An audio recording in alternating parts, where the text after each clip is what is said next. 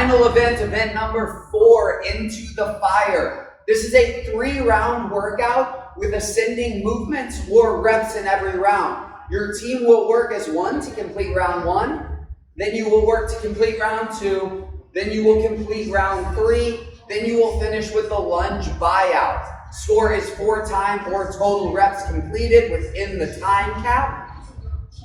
Within the round, teams can alternate and switch out whenever they wish. However, order must remain. Whoever starts, the second person's got to go after them. The third person has to go after them. Back to person 1, 2, 3.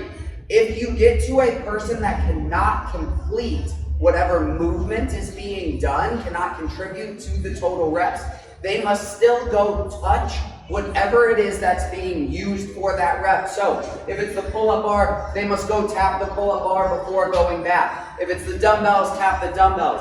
If it's handstand walks / shuttle runs, which we'll talk about in a little bit, they must run out to the far side of the turf, tap that before coming back to tag their teammate in to complete their reps.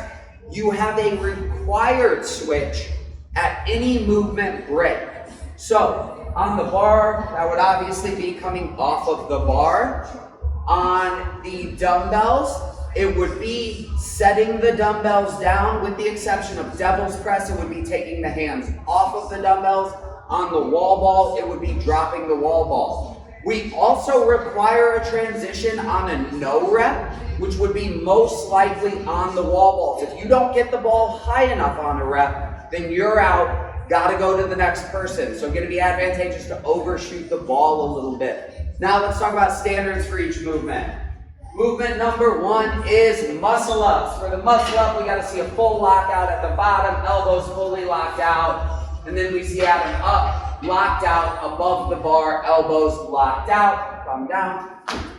The only thing we might see there as far as a no rep is pushing away from the bar at the top before you reach that full lockout with your shoulders over the bar, or at the bottom, keeping bent elbows and weaseling up over the bar into your next rep. If you have someone that's not going to do muscle ups, they can still contribute with either chest to bars, which would be 3 to 1 rep ratio, 3 chest to bars equal 1 muscle up, or pull ups with a 5 to 1 rep ratio. So looking at chest to bars, very similar, lockout at the bottom. Chest makes contact with the bar at the top. Not as high as the bar, physical contact. Pull-up's gonna be the same thing. You just gotta get his chin above the bar on each rep. Any style of kip is good, standard kips, butterfly, whatever you wanna do. Looking at our movements with the dumbbell, the first round through, we're gonna be hitting dumbbell hang cleans. Standards for the dumbbell hang clean are going to be that he comes to full extension at the bottom, and that the head of the dumbbell touches the top of his shoulder at the top. Go ahead and demo. Full extension, heads touch the top of his shoulder, touch the top of his shoulder, touch the top of his shoulder on every rep. The second round through going to be double dumbbell snatches. Those can be done from outside or inside the hips. Let's go. Yep, everything from the hang, the cleans, and the snatches. So he's going to come all the way up overhead, down, all the way up overhead, showing that full lockout, no lazy elbows in the top. The final round is going to be double dumbbell devil's press, where he must touch his chest to the ground in between the dumbbells, not to the dumbbells. If they're too close together and he's putting his chest on those, no go. Got to get the chest to the ground. He pops up. We see a full lockout of the body with the dumbbells up on top. Could be outside the feet, could be inside the feet as he swings them, whatever he wants to do, as long as that chest is getting to the ground. For the wall ball, squat depth per usual, right on any squatting movement. We gotta see the hip crease go down below the knee on every rep, so he's getting the full depth. He's then throwing up against the wall. Go ahead and toss it. Let's talk about the required height of the wall balls. Men, the center of the ball must go above the eyes of the jaguar. Not the top of the ball touches the eyes, the center of the ball above the eyes of the jaguar. Women, the center of the ball must hit above the top of the nose. So if the top of your ball is hitting the bottom of the nose, you're essentially a foot short on that wall ball. Center of ball above the top of the nose of the Jaguar head on every rep, with the exception of round number 3. On round number 3, we see an increase again in men's weight of wall balls up to 25 pounds. Women's wall balls remain at 14 pounds, but the height increases to the men's height. So, ladies, on your 3rd round through, you'll be doing 14-pound wall balls with the center of the ball having to get above the eyes of the Jaguar on each one. All right, when completing the handstand walks, if we're doing those, then you may kick up onto the turf as long as your feet are behind the line during the kick up. However, when reaching the end of the other side, both hands must plant off of the turf onto the rubber for the rep to count. Both hands off the turf onto the rubber before the feet touch the ground.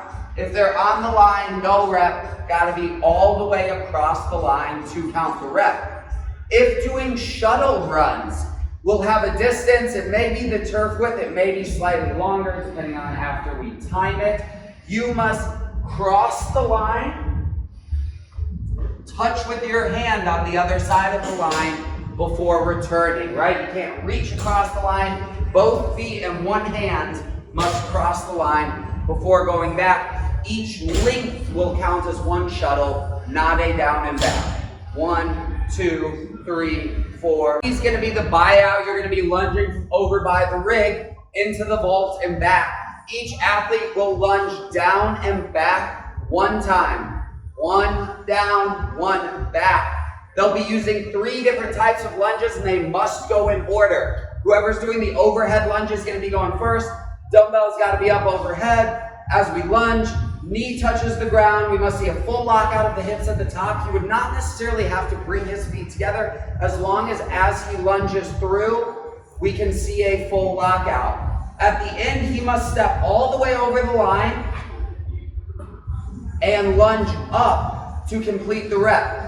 So if he were to lunge over the line and then come down on the way up, that's a good rep.